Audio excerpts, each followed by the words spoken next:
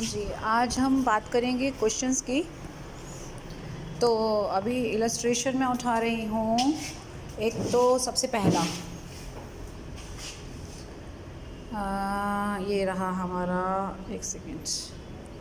सबसे पहला इलस्ट्रेशन है, थोड़ा सा ब्लर सा लग रहा है मुझे, चलो कोई बात नहीं, आप अपनी बुक्स खोल के बैठना। इलस्ट्रेशन नंबर 9 है, वो देखो, ये मैं पूरा करवा देती हूँ। Following are the income of Shri Ram Prasad for the previous year. ये एक राम प्रसाद हैं जिनकी 19-20 की इनकम इस तरीके से दिखा रखी है।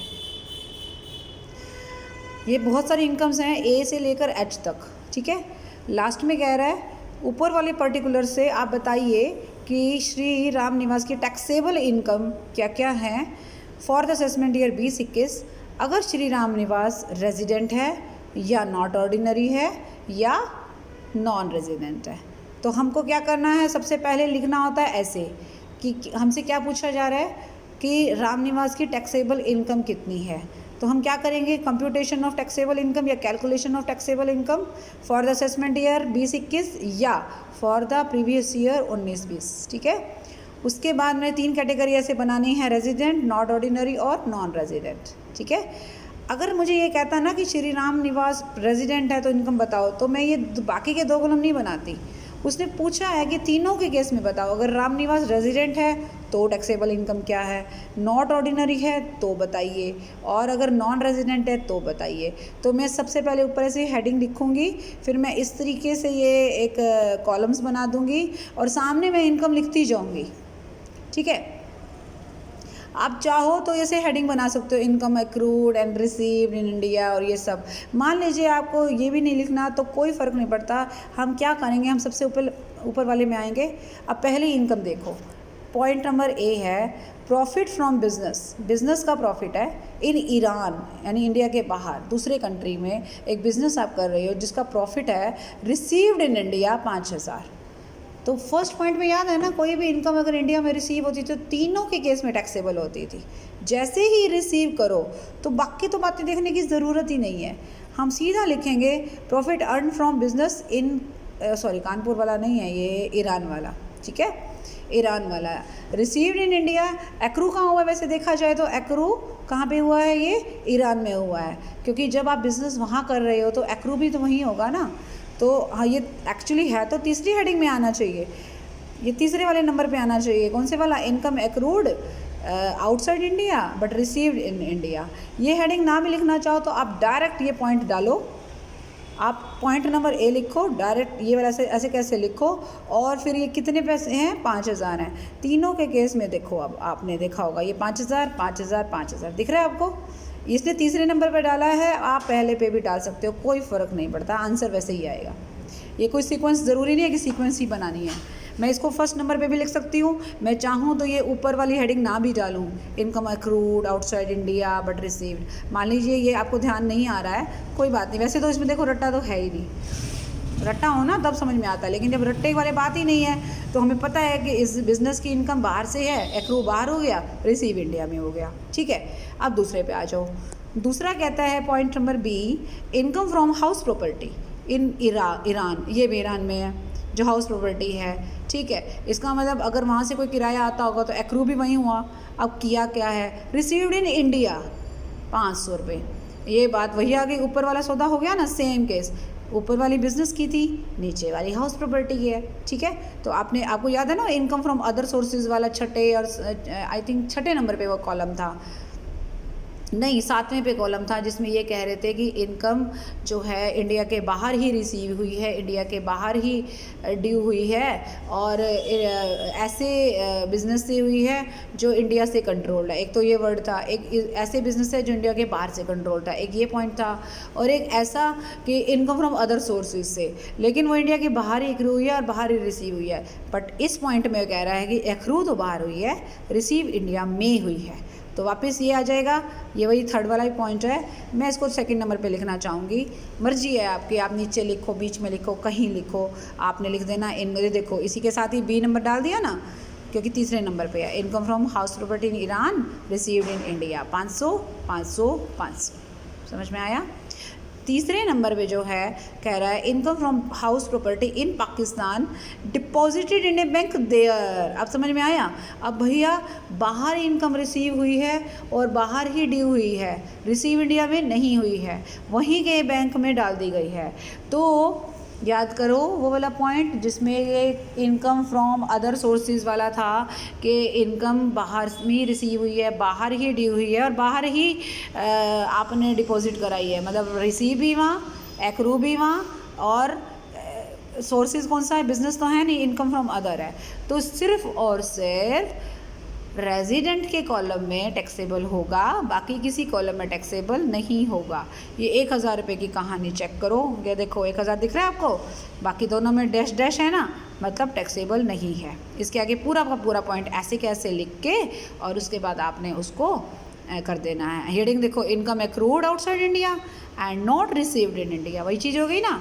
चलिए चौथे में आएंगे, profit of business establish in Pakistan, India बाहर बिजनेस हो गया, deposited in a bank there, accrue भी वहाँ हुई, रिसीव भी वहाँ हुई, 20,000 वहीं पे ही आपने कमाए और वहीं पे ही आपने एक्रू किए। आउट ऑफ रुपीज़ 20,000, 20,000 में से 10,000 रुपये इंडिया में लाए गए। This business is controlled from India.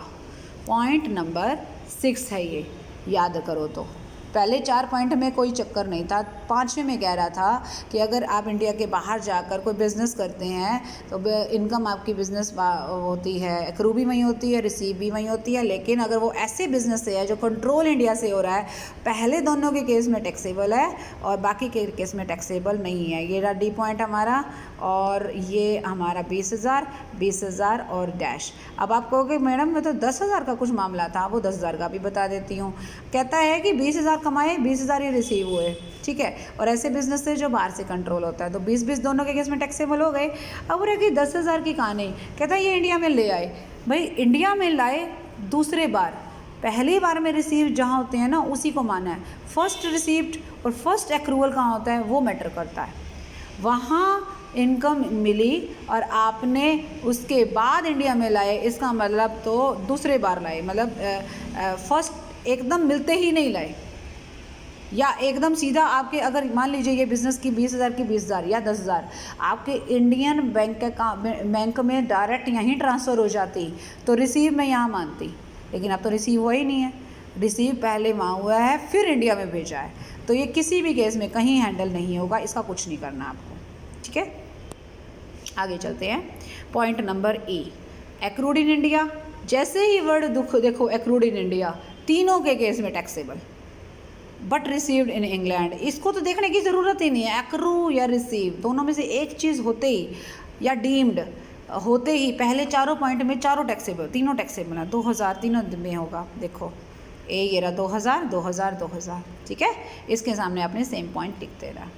आगे आ जाइए, पॉइंट नंबर कौन सा था, हाँ point number F, profit earn from business. Business से प्रॉफिट अर्न किया इन कानपुर, इंडिया में है। जैसे ही देखा बिजनेस यहाँ है तो एक्रू यहीं हुआ, 6,000 उठाइए और तीनों में टैक्सेबल कर दीजिए। ये रहा 6 और 6, ठीक है।